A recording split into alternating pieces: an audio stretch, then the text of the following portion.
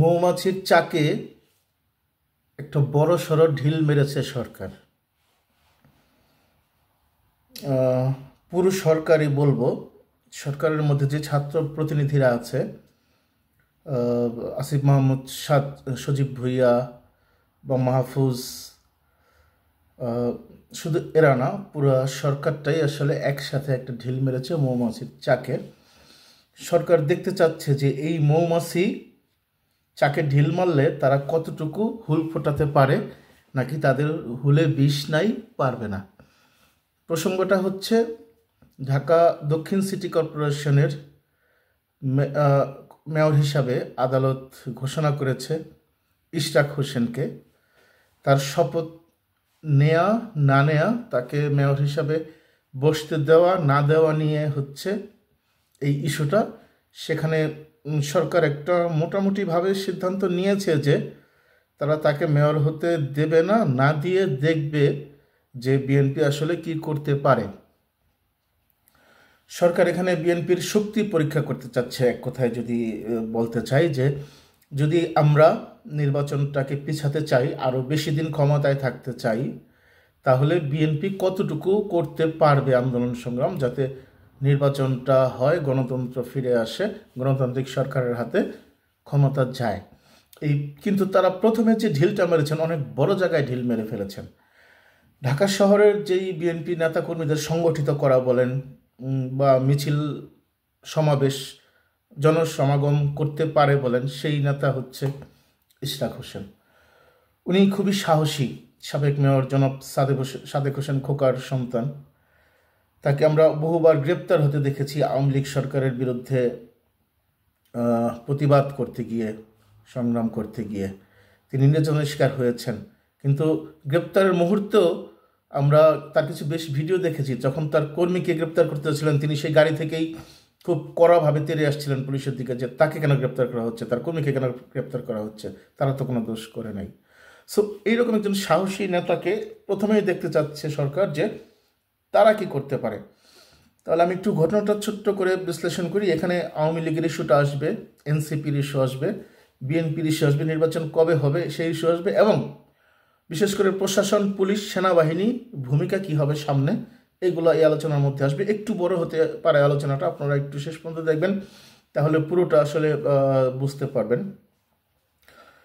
2020 সালের 1 ফেব্রুয়ারি একটা নির্বাচন হয় ঢাকা দক্ষিণ সিটি কর্পোরেশনে। সেই নির্বাচনে তৎকালীন তখন ফজলে নূর তাপস, উনি আওয়ামী লীগের প্রার্থী হিসাবে বিজয়ী ঘোষণা করা হয় তাকে। কিন্তু ইশরাক হোসেন এটার মানতে পারেননি। তিনি আদালতে যান এবং মামলা করেন যে আদালত ভুল, মানে নির্বাচন কমিশন ভুল ভাবে তাপসকে নির্বাচিত ঘোষণা করেছে। আসলে ভোটে জয়ী হয়েছিলেন ইশরাক হোসেন নিজেই। সেই মামলাটার রায় হয়েছে আপনার মার্চ মাসে, সেটা 27 মার্চ এই বছর।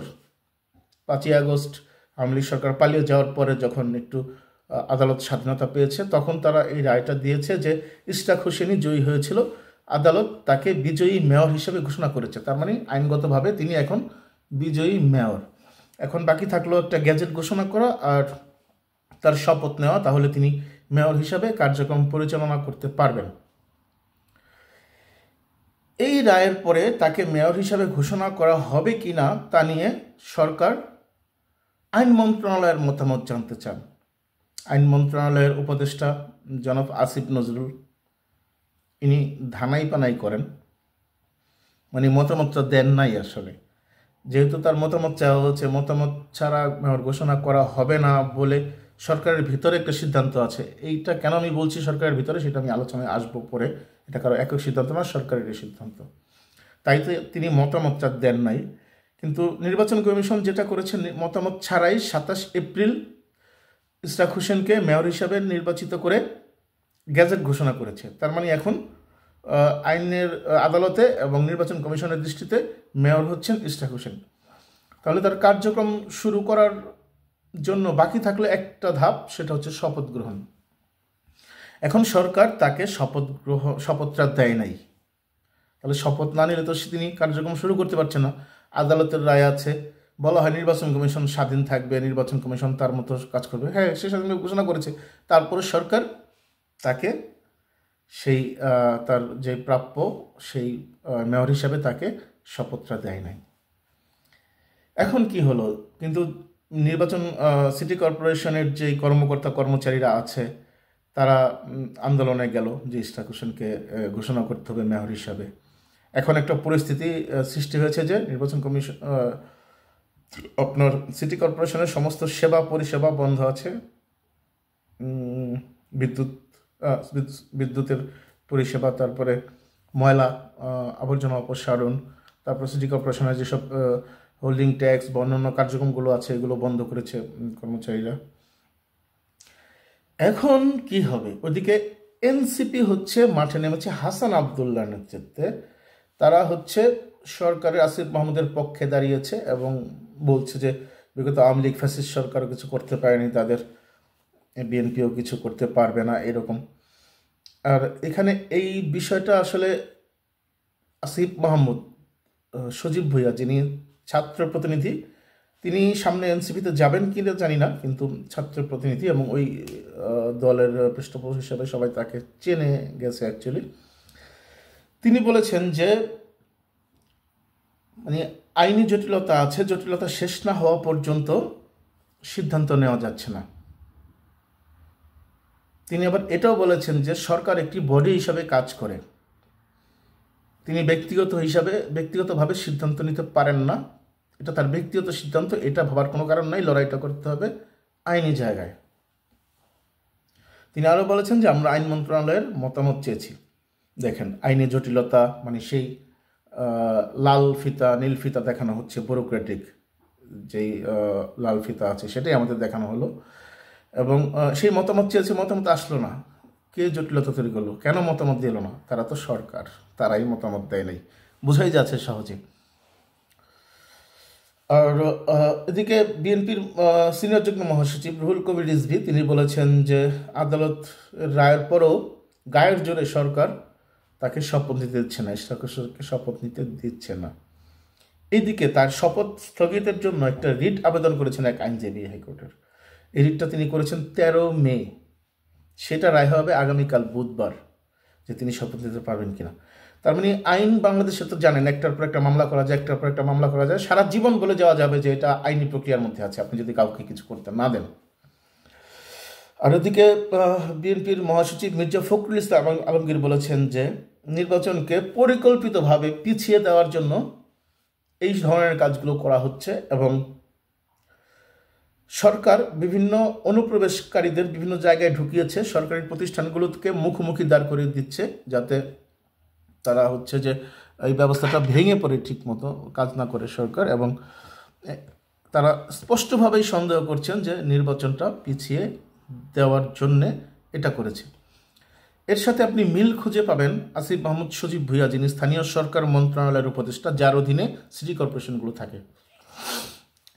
তিনি বলেছেন যে এটা ব্যক্তিগত সিদ্ধান্ত না, দলীয় সরকারের সিদ্ধান্ত, সামগ্রিক সিদ্ধান্ত। তাহলে এটা ডক্টর মোহাম্মদ ইউনূসেরও সিদ্ধান্ত। তাহলে সবাই মিলে নির্বাচনটাকে পিছিয়ে দেওয়ার জন্য কৌশলগতভাবে কাজ করে যাচ্ছে, এবং আমি যেটা প্রথমে বলেছিলাম মৌচাকে ঢিল মেরেছে, মানে আসলে মৌচাকেই ঢিল মেরেছে। ইশরাক হোসেনের সমর্থক কর্মীদের সম্পর্কে আপনারা যারা জানেন তারা সহজে বুঝতে পারছেন যে মানে এই ফোর্সটাকে দেখতে চায় সরকার যে তারা কতটুকু করতে পারে। তারা অনেক কিছু করতে পারে। বিগত আওয়ামী লীগ সরকারের আমলে তারা ঢাকার রাজপথকে অনেকটাই দখল করেছে, বিভিন্ন সময় সংগ্রাম করেছে। তখন কি ছিল, ডিবিতে ছিল হারুন, পুলিশের মধ্যে বিপ্লব বড়ুয়ারা ছিলেন, এরকম বেনজির ছিলেন, মানে পুলিশ র্যাব সমস্ত ছিল আওয়ামী লীগের পকেট, পাঁচাটা দালাল, একটা গালি দিলে যেটা হয় যে কুকুর, তারা ছিলেন তখন প্রশাসনে। আর্মিটাও তিনি তাদের মতো করে ঢেলে সাজিয়েছিলেন, আর্মি চিফ সেই আপনারা তো দেখেছেন বিগত সরকারে কারা কারা চিফ ছিলেন, বিডিআরের চিফ সহ। সো আজিজ আহমেদের নামটা বলা যেতে পারে। তাদেরকে সবাইকে নিয়ে একটু দমন করে রাখতে পেরেছিল বিএনপিকে, কিন্তু এখনকার যারা প্রশাসনের পুলিশ আছে, র্যাব আছে, যারা আর্মিতে আছেন, তারা জানেন যে এই সরকার খুব বেশি দিন টিকতে পারবে না। ডক্টর মোহাম্মদ ইউনূস হোক, তার চাইতেও ফেরেশতারা আসুক, যদি নির্বাচনটাকে বিলম্বিত করে তারা ক্ষমতাকে ধরে রাখতে চায়, তাহলে এবং সেই ক্ষমতা ধরে রাখার জন্য পুলিশকে বলে, আর্মিকে বলে জনগণের উপর পিটানোর জন্য পিটাবে না।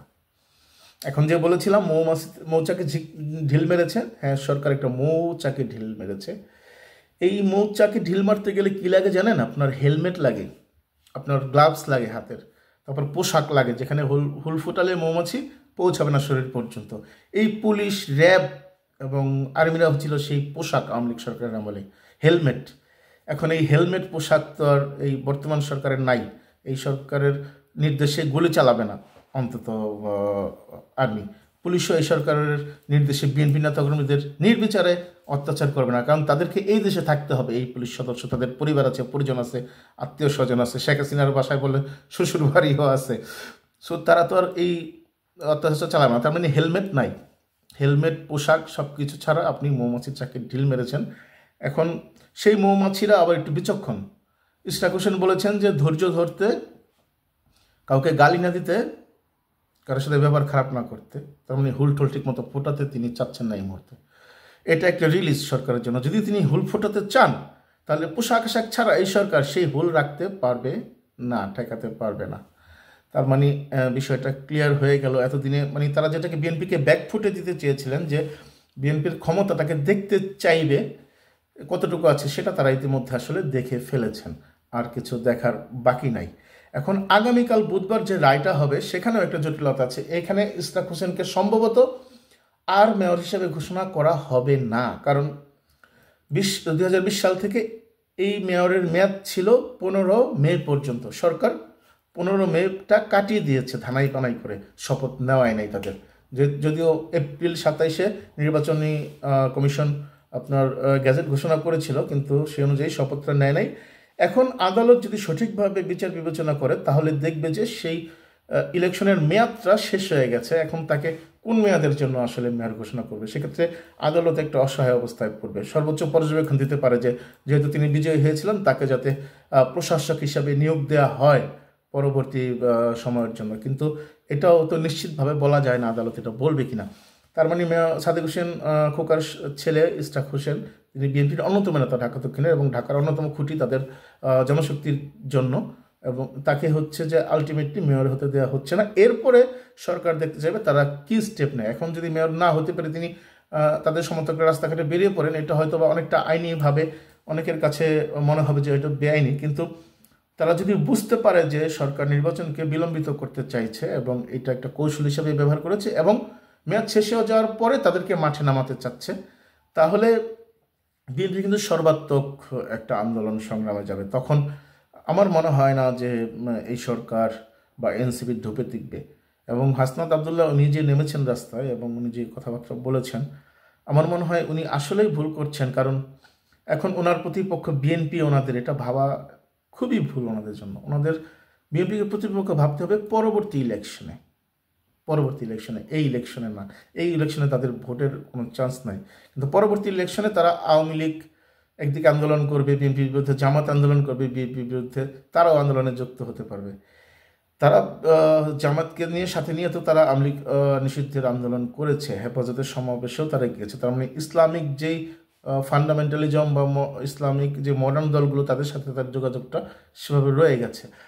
এখন এনসিপি এবং সরকার উভয় মিলে যদি খুব বেকায়দার মধ্যে ফেলে দেয় বিএনপিকে, এবং প্রশাসন এবং আর্মি যদি কাজ করে সরকারের পক্ষে, বর্তমান সরকারের পক্ষে বিএনপিকে নির্যাতন দমন করে রাখার জন্য, নির্বাচনকে পিছিয়ে নেওয়ার জন্য, তাহলে কিন্তু আওয়ামী লীগ এই দৃশ্যপটে আগমন ঘটবে। এবং আওয়ামী লীগের দৃশ্যপটে আসার জন্য সুযোগ করে দিচ্ছে কিন্তু এনসিপি এবং এই সরকারের ছাত্র উপদেষ্টারা, আসিফ নজরুল সাহেব এবং আপনার এই আসিফ মাহমুদ সজীব ভুইয়ারা।